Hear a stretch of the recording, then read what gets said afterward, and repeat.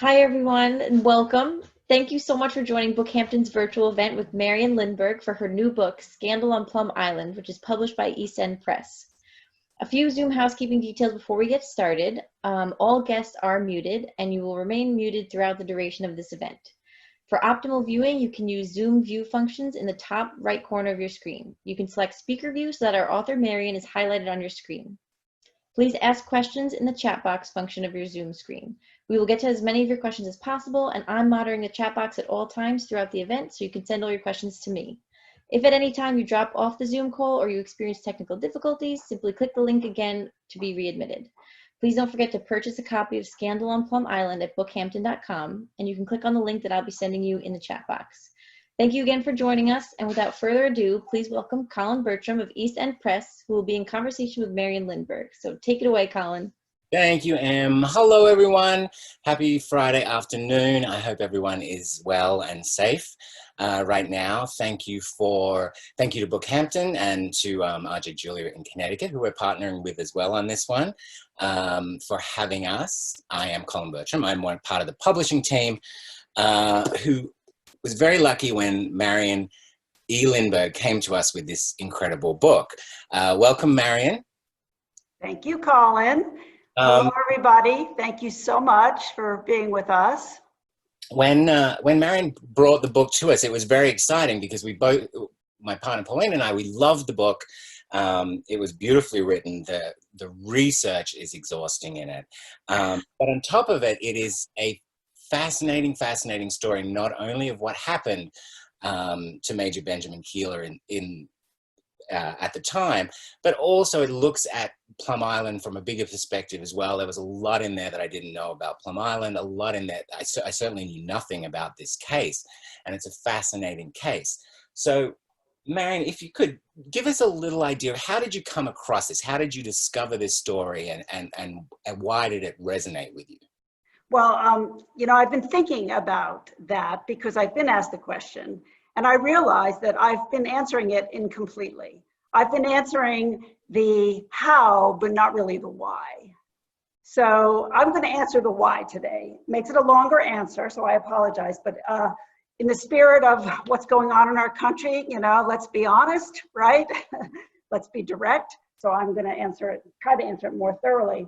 So the how is I work for the Nature Conservancy, and one of my assignments is to try to see that Plum Island is preserved for limited public access and research once the Plum Island Animal Disease Laboratory leaves in 2023 and goes to Kansas into a $1 billion facility that's under construction now.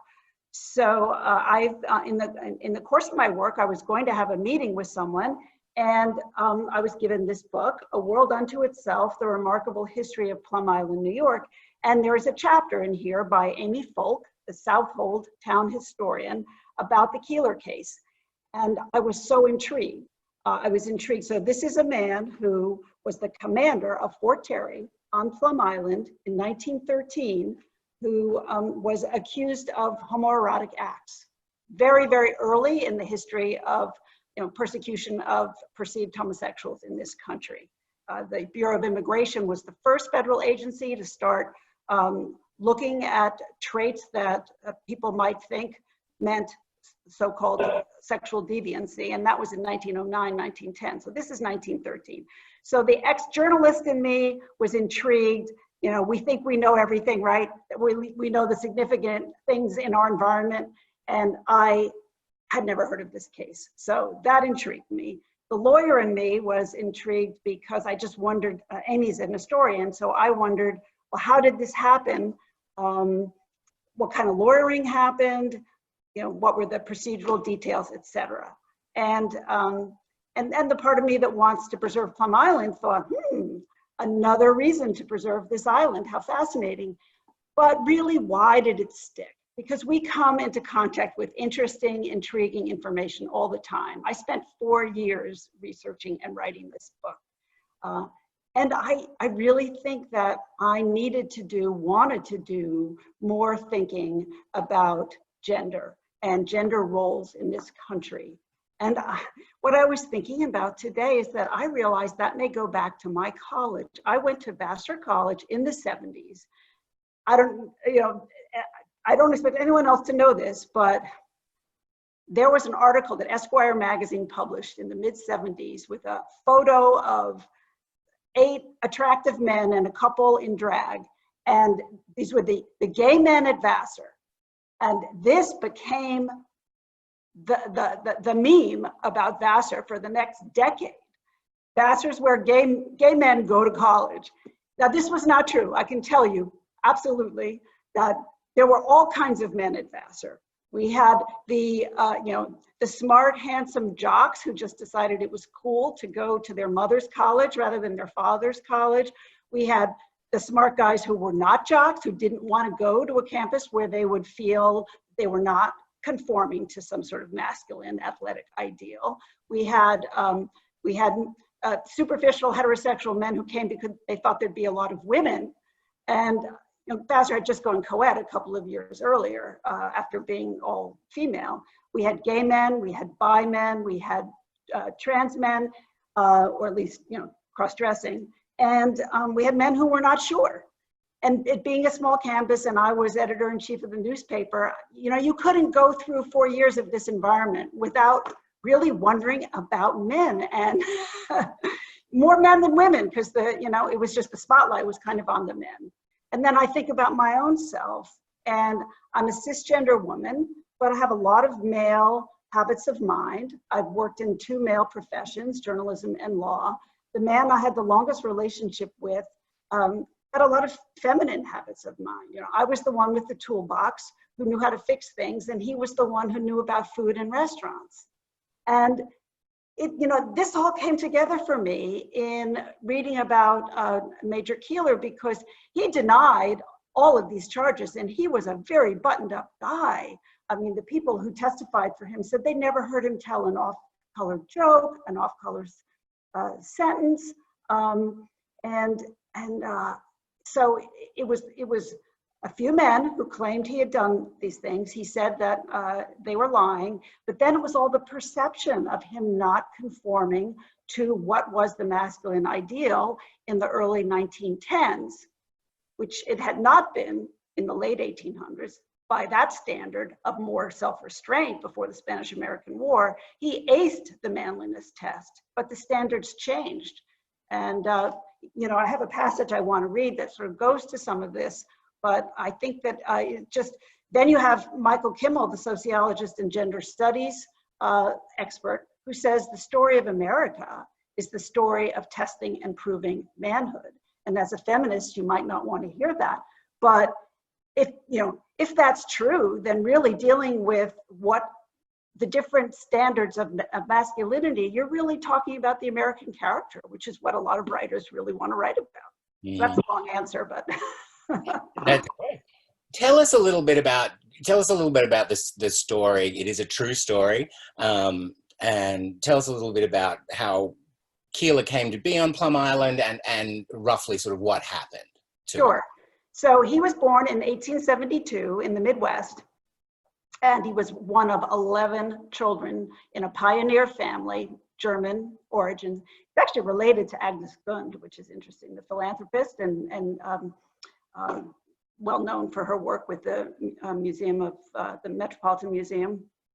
So Ben's mother was a Gund, and so very moralistic, pretty progressive for their time, and he followed an older brother, Lewis, into the Army.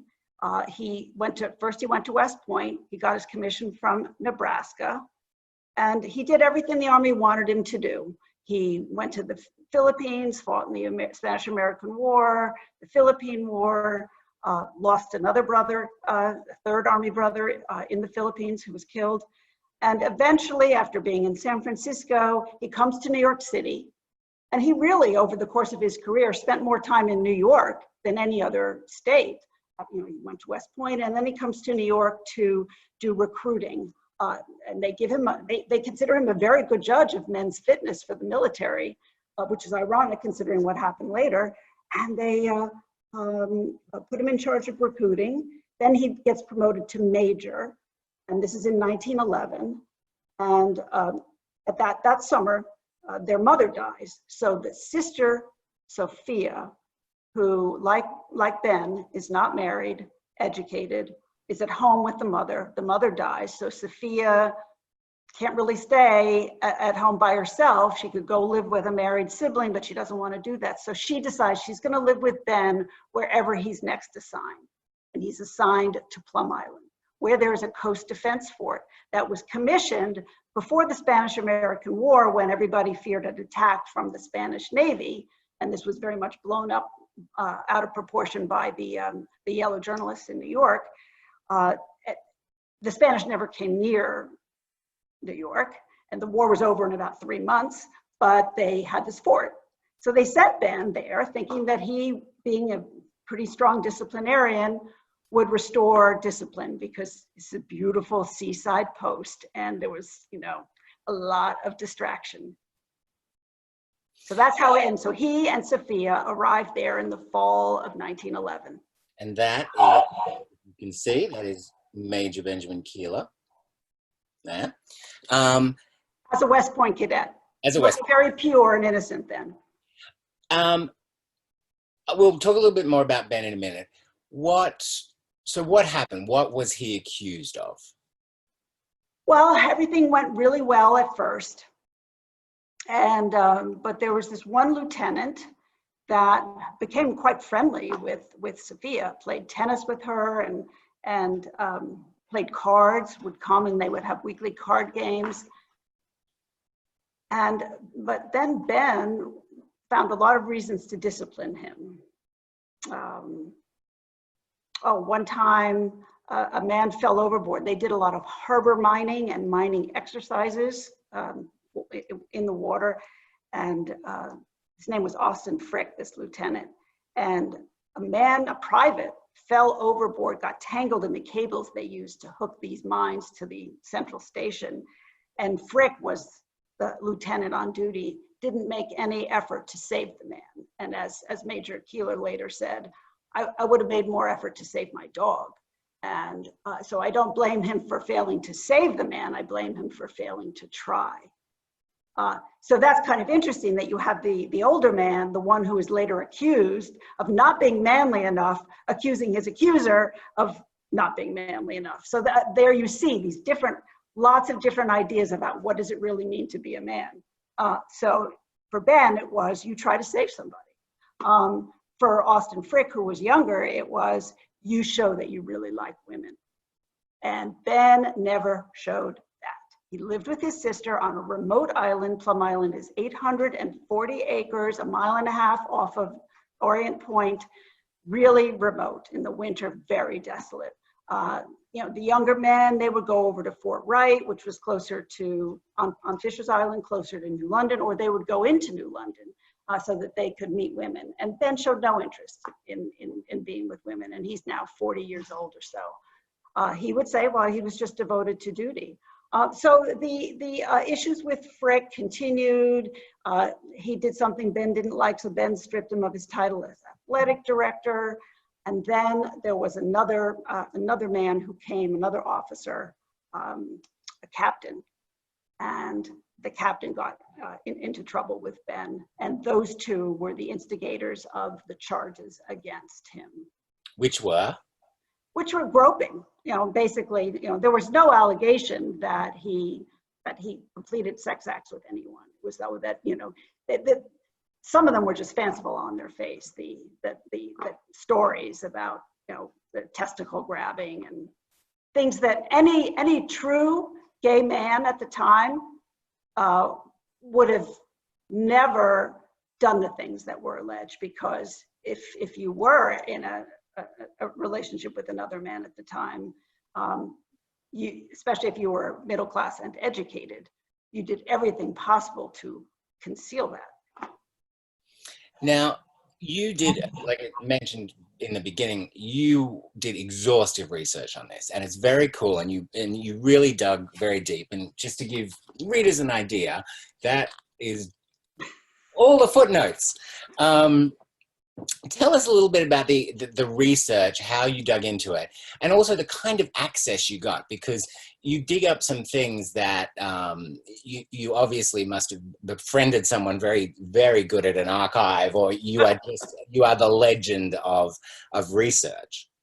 Well, I was able to document the creation of fake evidence, and that was my eureka moment. That was pretty exciting. I was in the National Archives, and it's just phenomenal the way in which material is preserved in this country. It is really something to be grateful for at the states and at the federal government. And I went to Washington for the climate march and to do some research at the same trip. And it also, I needed to I don't want to give it all away, but I needed to also get information from the Texas Pension Board to confirm this fake evidence. But that was pretty exciting.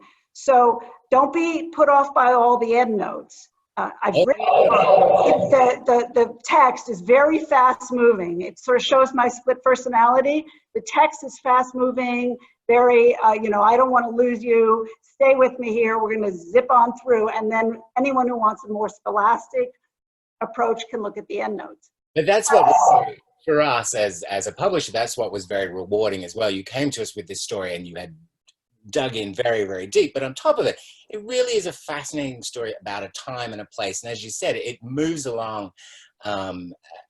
It's not thriller, crazy pace, but it moves along very quickly.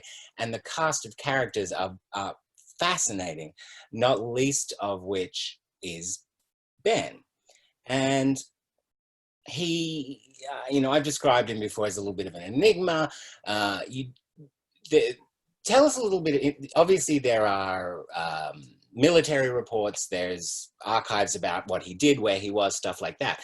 But how did you dig into the sort of private side? Yeah, so hard, right? This is over 100 years ago. I had letters from the sister, which a family member gave me. And so I had most of what I got about their personal lives, the way they lived, and his attitudes were from those letters. So that was really helpful. And then I looked at a lot of personnel files. There were so many records. Every single major character who was an officer that would have a file at the National Archives retained their personnel files from their Army days. I went either ordered that and had it sent to me, or I went down to Washington and looked at that. So I could see from some of the things that he did, some of the ways when he was recruiting, for example, he was very fair. And there were a couple of decisions that he made where he wanted to let somebody in the Army, but and other people wound up disagreeing with him, and he fought for them. He fought for these people, saying that they were being given a raw deal. And that was true also. Of course, the transcript of the case was very helpful. That was 1,100 pages, and there's a lot of material by him in that. But and after repeated readings, I really got a sense of what he did.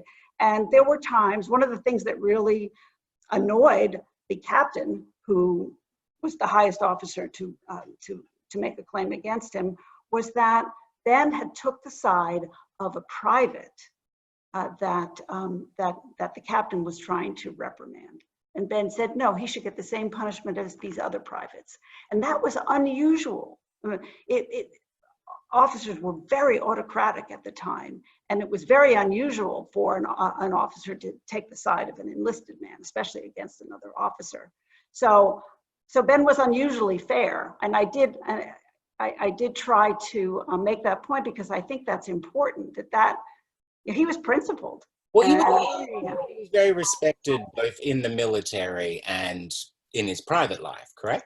Yes, and his family was extremely prominent. One of the other aspect of this is there was a whole movement in Washington in his favor. Senators and Congress people, his family was well connected. William Jennings Bryan wrote one of the letters to the Secretary of War saying, hey, slow down here, let's take another look. There were several investigations because people came to believe what Ben was saying, that there was a plot against him. So it was, and you've got the thing that you really helped me with, Colin. There's this whole other story. So Ben, you could say, was betrayed from below, but he was also betrayed from above because a very important figure in the military, Leonard Wood, who was Theodore Roosevelt's very good friend, his commander in the Rough Riders. Many people think that Roosevelt was the commander, but actually Leonard Wood was. And so Leonard Wood had a run-in with Ben's brother, the army man I mentioned, Lewis. And my dog has just decided to play with her squeaky toy. I shouldn't have trusted her, Colin. But can I just go grab the toy? Oh, good. The trials and tribulations of pets. No, now she thinks we're playing. Okay, I'm really sorry, everybody. But this is real, right? So it was hard. It was very important for people to understand the reasons for this backstory, and Roosevelt even gets involved. But how to introduce it, right? Just as a matter of craft. And Colin said, we really like the book, but this one place. And it's so hard for a writer especially when you're as far along as I was, to just X out your own words. But he pushed me to do that. And readers, you are all going to benefit from that because it flows much better now. Yeah. Thank you. I wasn't terrible. I didn't go in with a red pen or anything. I just made a suggestion because this came to us in such a fantastic form, and we're so honored that Marian chose to work with us on this book as a local publisher, and the fact that it's just a great local story. Now, it's talking about Ben, and it's funny. I read the book the first time I read the manuscript, and I've read it a couple of times since, and it's interesting now that other people are reading it, they quickly say to me, oh, do you think he was gay or not? And that I find a really fascinating question, because how you read the book and how you perceive him are many and varied things. But as like a middle-aged gay man living in America, I read the book, and to me, I didn't get to the end of the book. And did I wonder? Sure. I'm a human being. You wonder, it's what it's about. But at the same time, we can't look at being gay, like you mentioned earlier, through the same lens that we do today. And even, you go back 10, 15, 20 years, the difference in that, we're now talking 100 years ago. So if you can, talk a little bit about perception and how it ties in with everything, but also how it's has become such a prominent piece of discussion now, just generally in the world, how we're perceiving things, what is real and what has shaped us to have some of these thoughts. Absolutely. It's such a great question. Thank you. So first of all, the book goes into a lot of backstory about how homosexuality was, what the attitudes were. And the word homosexual only came to America, it's believed, in 1892. It came from Germany. And people did not identify themselves one way or the other. It just wasn't, it wasn't an identity thing, the way it is now. So to say, was he gay or he wasn't, it's not even a question that's really applicable to that time period. Some of the authors whose works I read to understand the social context better wrote that homosexuality as an identity really arose in reaction to the discrimination and the persecution. Then that kind of almost required people to identify, to have commonality with other people and to have a movement. So, but that happened much later. But the story I'll tell you is that in an earlier draft, I gave it to a couple people to read. One was a gay activist, and she said to me, "You seem to assume that he wasn't gay." And the other person was a radical feminist, and she said, "You seem to assume that he was gay." Now they read the same words. So that's interesting that, I couldn't have assumed both. If it was one or the other. So my personal belief is that, no, if he had to have wondered and asked himself, if he had 8 brothers who were married, why am I not married? That I presume any person at some point in their long life would ask themselves. And most likely he answered that by saying, well, I'm devoted to my duty. And I have very close relationships with others, and I just haven't needed it, or I haven't met the right woman, whatever.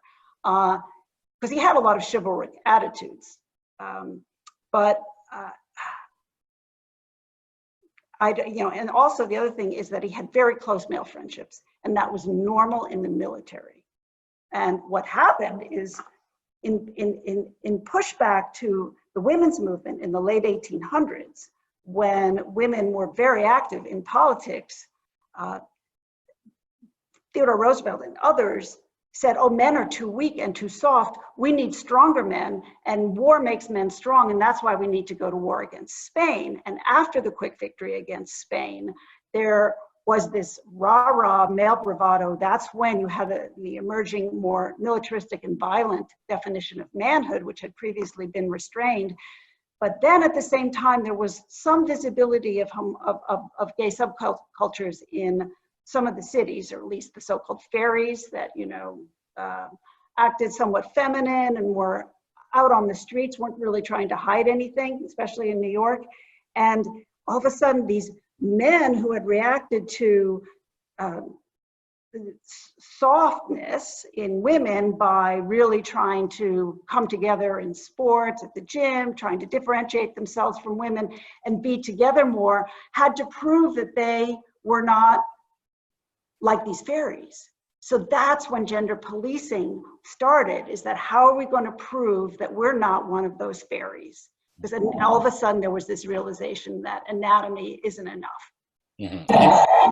That's why this whole the whole thing changed. And then Ben, who had aced the manhood standards of the late 1890s, all of a sudden finds himself, oh, I can't compete in that field. Yeah, and it's interesting because again, you used the word, but that was fairy I'm talking about. That was a word used then because gay didn't exist in this way. Homosexual wasn't a word that people use. And you have a piece in the book, don't you, that you wanted to read? Yes, I do. Do we have time? Yes, we do. It ties into what we're talking about, so that's great. Okay, yeah, this will help people have a little product examination. Let me read. So what you need to know here, I told you about Lewis. He's the older brother, also in the Army. And then you'll hear a couple of names, Mills, Barry, Hahn, and Surratt. They're senior Army men. Sophia, I told you about, the sister, and she had written early on when they were uncertain where Ben was going to be sent, I know we will be happy wherever Ben is sent. So the chapter is called Long Walk from Quartermaster Dock. He's been accused of immoral conduct. They wouldn't tell him anything more. They've summoned him to Governor's Island, which is where the administrative head of the Army Eastern Department was. And he's arrived. It's a 5-hour trip to get there from Plum Island, steamer to New London, and then train from New London to New York, and then a little ferry to Governor's Island. So a long, long trip. By the time Ben disembarked in December 1913, Governor's Island was an administrative center more than a military one. Castle Williams still housed prisoners, mostly deserters, whose escapes supplied the newspapers with colorful copy. The shape and size of the island had changed too. Using nearly 5 million cubic yards of landfill from tunnels being excavated in Brooklyn and Manhattan for the new subway system, engineers had more than doubled the size of Governor's Island. That winter morning, the walk from Quartermaster Dock up the hill to headquarters must have seemed unusually long to Ben. The clicks of his heels on the cobblestones sounding ominously like a countdown to a reckoning. With all he had dreamed of and worked for hanging in the balance, he may well have wondered whether he had more in common with the prisoners in Castle Williams than the officers whose homes lined Colonel's Row. Ben denied the allegations, but it was one man's word against the word of many others. How could he prove anything sitting in a room on Governor's Island without dates or details? Just as Mills had done, Surratt and Hahn asked Ben to consider resigning, and Barry told Ben the same thing. They all mentioned their concern about publicity if Ben did not leave quietly. They put it in that way, Ben later said, that there was nothing to be gained. If I won, it would be the publicity. And if I did not, the publicity would hurt my family. And they thought as long as I was a bachelor, that I ought to consult my family or their interests. Why did it matter that Ben was unmarried? And why was his bachelor status called out? Wasn't the most important issue regarding Ben's resignation the impact it would have on Ben himself, whether or not he had a conventional family as Barry, Hahn, and Surratt did? Would each of those men have asked his wife to decide whether he should give up the profession he loved in the prime of his career without an opportunity to rebut the accusations against him? And while it was true that publicity would be embarrassing for all concerned, if Ben was acquitted, publicity would be far worse for the Army, which was the employer of multiple people who in that event would be found to have lied. For the most part, the Army was in new territory. The Articles of War listed rape as a crime, but only in times of war. There was no mention of sodomy or attempted sodomy, while the Manual for Courts-Martial recommended dishonorable discharge and 5 years hard labor as punishment for a soldier convicted under a state sodomy law. Ben was not accused of having had anal or oral sex with anyone. He was accused of groping and making lewd comments, and no policy determinations regarding those acts had been made as to the boundaries between legal and illegal conduct, and no rules had been promulgated to curb arbitrary decision-making. It was unclear whether Ben's alleged acts were considered a problem in and of themselves because of assumed impacts on the victims and Army morale and discipline, or because they indicated a man acting like a homosexual who might therefore be a homosexual, contrary to prevailing standards of masculinity that posited heterosexuality as normal. The reaction of the Eastern Department's senior officers to the conundrum Ben presented, an excellent officer by objective measures, now said to be a sexual deviant, reflected an unspoken and largely unexamined discomfort with homosexuality that would take many forms over the course of the 20th century, reaching an apex of ugliness and hostility after World War II, before morphing into the 1990s policy of don't ask, don't tell, which persisted until 2011. The problem in Ben's case was that the telling had been done only by others. Ben denied that he had made advances toward any man, but in Hahn's and Surratt's reference to Ben's bachelor status, one can discern that his not having married was perceived as doing its own telling, silently admitting what Ben verbally denied. Ben's marital status was the same it had been since he graduated West Point in 1897. What had changed was the cultural importance placed on marriage as a signifier of a man's heterosexuality. Rather than wait for a court-martial, Ben offered a strategic compromise. He agreed to resign, but only after a leave of absence. He asked for 2 months so that he would have time to see Lewis, his most important confidant in Puerto Rico. Ben was appearing to go along, but it was actually a form of resistance, for he believed he could revoke the resignation and request a trial before the leave ended. That evening, Ben wrote 2 documents, an application for leave and a resignation to take effect upon expiration of 60 days. He submitted them the next day, and Barry approved the arrangement. Having bought himself some time, though little peace, Ben left Governor's Island for the long trip back to Plum Island, that wild place where Sophia had expected to be happy. There, in the quiet house he shared with his sister, which others were now portraying as a meeting place for homosexual liaisons, Ben waited for the Army's next move. It's interesting as well that you uncovered evidence of how the military tried to kind of quash this story as well in the press, correct? Yeah, they tried to quash it. One of the reasons why it's so unknown is they transferred the people involved, so to all different places. So there would not be a perpetuation, no talking about it, because everybody was broken up and isolated. And that, of course, the proceeding was not open to the public. Press were not even allowed to get on the island. A very famous lawyer came all the way from Boston, and he wasn't even allowed to get on the island. He and Ben had to meet in a boat that was tied up. And the other thing to remember is that Plum Island identified more with Connecticut at the time. The steamer came from Connecticut. They really had very little to do with Long Island. And so I think that's also part of it, is that, it just wasn't part really woven into the fabric of Long Island. But it's still, even though they tried to tamp it down, it definitely made headlines. Oh yeah. Oh, and the thing is, that's you're a journalist. I was a journalist. Like to believe in in the accuracy, but the reporters were not allowed into the court, so they were dependent on what people were telling them, and people had their own reasons. That he then had his supporters, and he had his detractors, especially the prosecutor and the witnesses against him.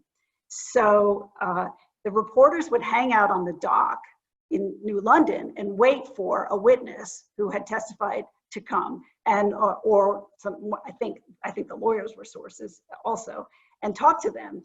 And some of the accounts, because I had the transcript, I know exactly what was said. Some of the accounts of what a witness supposedly said were so far off. And but it's very interesting to see how the press handled it. At first, they didn't actually say what the charges were. They just would refer to immoral conduct. Then they got a little bit more graphic. And some of this mischaracterization of the testimony reached the Secretary of War, and he flipped out because he thought something was said in the trial that wasn't. And that's a big part of what happened too. So it's it really was not the press's finest hour. What do you, after you've written this and now that it's out there, which is amazing, what are your hopes for the book and for the story?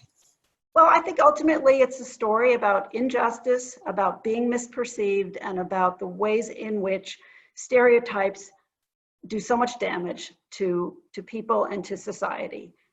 Kind of relevant today. So I hope that the book will enhance tolerance. I learned a lot. I mentioned transgender individuals in the epilogue. Personally feels just terrible about the violence against transgender men and women, especially if they're African American, a very high percentage, and children, and the creation of fictional beings out of transgender individuals. That all they really want is to get access to the other gender's bathrooms, right? So I hope that it will, just cause people to take a breath and really not judge on the basis of superficial.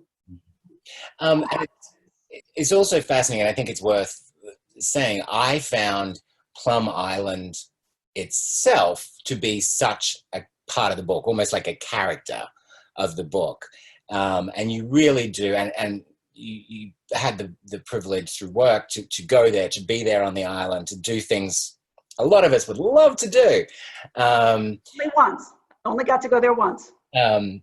But you do describe it, and you do set it and make it atmospheric to the point of it's not very far away from where I live, like a lot of us here. But I learned so much more just about the small things as well about the island, and how isolating it was at the time. Even though, like you said, they were more dealing with Connecticut, and we think of it as being close today, but back then it really was out there at the end. And it's obvious that you have a love for the island, that you have a passion for it. And is that fair? Well, I think so, but it's funny how I first heard about Plum Island. I used to be a lawyer for ABC, and I handled news gathering and news reporting, legal issues for all of the owned ABC stations, in radio and TV stations. And so Channel 7 TV in New York, Tappy Phillips, a name some of you may remember, called me one day and said, there's this island at the end of Long Island, and the government has a lab there, and it's really secret, and I'm doing a story, and she wanted to know basically how close could they get in the boat and film around the island. And that was the first time I'd ever heard of Plum Island. Well, I told her not very close.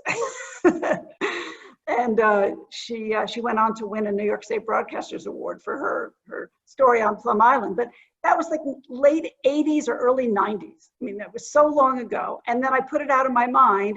And I go to work in 2005, changed my life all around. I'm living out here now. I have a son, and I go to work for the Nature Conservancy. And all of a sudden, Plum Island is being talked about as this amazing place because of all the birds and the diversity and the seals hauling out and the plants. And like, wait, it's this top secret lab and it's this beautiful nature resource. And you know what? It's both. And Southold Town has zoned it that way, so that now there's a part called the research district around the lab, and then the conservation side, which is the bulk of the island.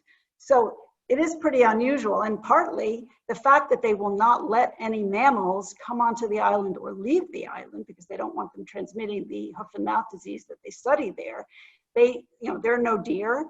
There are a few raccoons that snuck on that have managed to hide, but not too many of them. So that's why there are over 220 bird species. And the views are incredible. The views are the same views out to Gardiner's Bay and Gardiner's Island that Native Americans saw when they were there.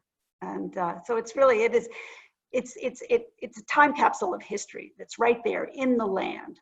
And the way the land was used is the history. And the fort is still there. So many of the fort buildings are still there. So it really is extraordinary to have all of these features in one place. We have a question. If anybody has a question, please jump in and ask. I have a question for you, Marian. Does the publication of your book seem especially timely in view of Trump's desire to dominate the streets? Yeah.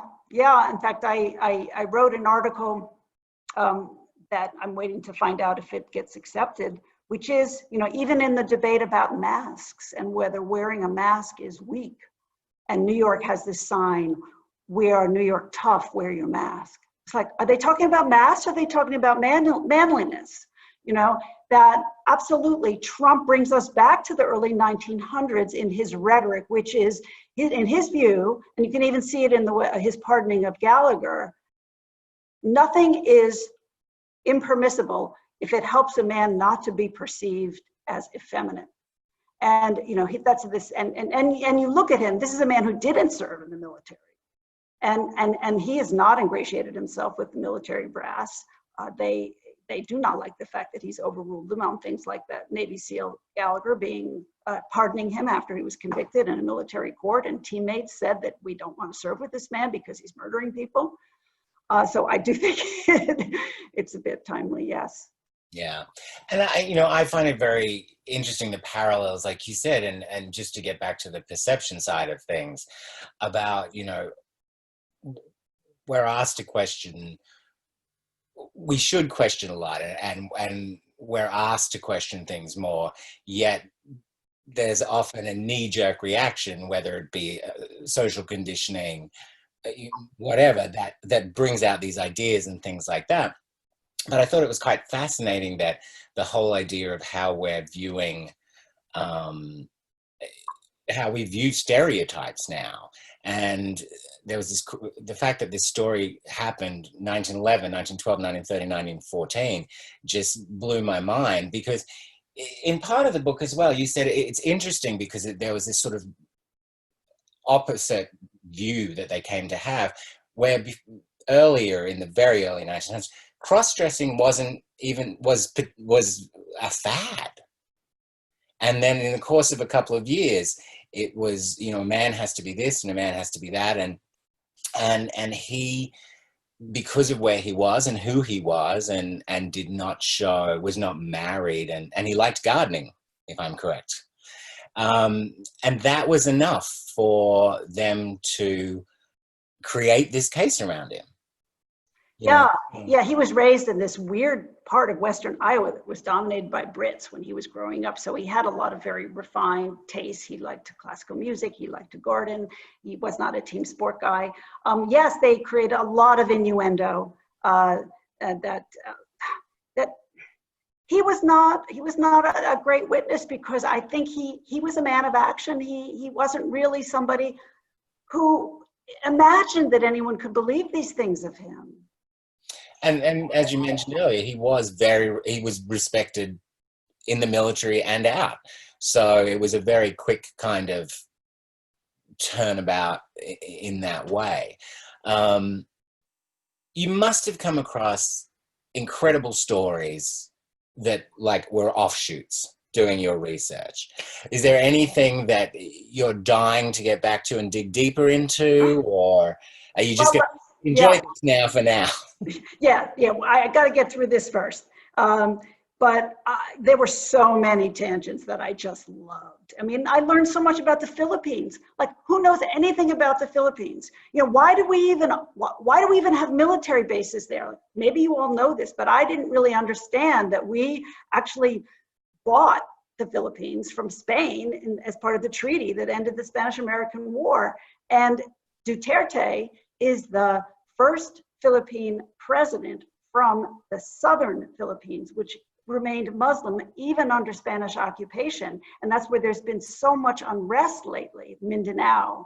And that's where the whole case involving the brother, which is this side background, took place. So, and there was a brutal massacre there that Duterte brought up when he came to visit Obama. So I was just amazed over and over again how much we are still talking about issues that began at that time period, and yet we know so little about that. Just generally, it's, I don't know, in my education, we didn't really focus on the 1890 to 1920 period. World War I, yes, but up until World War I, you know, through like 1916, no.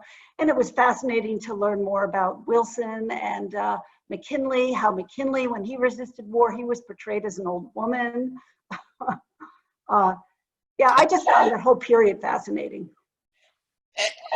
And Koehler didn't necessarily physically fit the idea of a man at the time, did he? Because he was shorter, correct? Yes, he was 5'2". 5'2", and he wasn't tall and strapping and stuff like that. So again, it was very much a perception of him in other ways, even physically, that he wasn't man enough, and let's try and get rid of him using this. It is a fascinating story. Do you have any other questions? Let me know. We want to thank you very much for doing this, for opening the door on this amazing story. Are you writing anything at the moment? Oh, just articles, you know, and in my journal, I look forward to having time to think about what I want to do next. I'm sure it will come. And, you know, can't help but write something. But, you know, the thing about it is when you know, this is my second book. The first book took even longer because I started it as a novel and then realized that, no, I had to do it first person. Because, you know, sometimes you think better when you write fiction. You allow yourself to ask questions that you wouldn't ask if you were just thinking about yourself. But once I had done that, I realized I did have to do the investigation myself. But when you know how much it takes, then it's hard to think about what you're going to write until you really feel it, you know. So I look forward to having that time. Well, thank you very much for writing Scandal on Plum Island. Thank you. And everybody, if you do read the book, and I hope you will, I covered a lot, but there's a lot I didn't cover. There's a lot of twists and turns in the story. Nelson DeMille said it reads like a legal thriller, which was really nice. He wrote a novel called Plum Island, some of you may know. But, you know, please feel free to send me questions. I have a website and there's an email. It's just marianlindberg.com, very imaginative. And you can send me questions, comments in that. And Eve, I loved your book and I'm so looking forward to doing the book club. Yeah. Oh yes, for those who don't know, it is the book club selection for BookHampton for June. They will be discussing it on July the 7th, and Marian will be zooming in to discuss with those who've read it, which is great. And again, thank you so much, Marian. Thank you, BookHampton, RJ Jeweler in Connecticut. Thank you, everyone, so much for tuning in. Available at bookhampton.com, rjjulia.com. Thank you for supporting your local bookstores at this current time so much. Yeah. Hi, Kitty. I just have to say hi, Kitty. my middle school friend. Right? Everyone appreciates it, supporting our local businesses. And again, thank you, Marian. Congratulations. Okay, bye. Thank you. Bye, Thank everyone. you, everyone. Have a great weekend.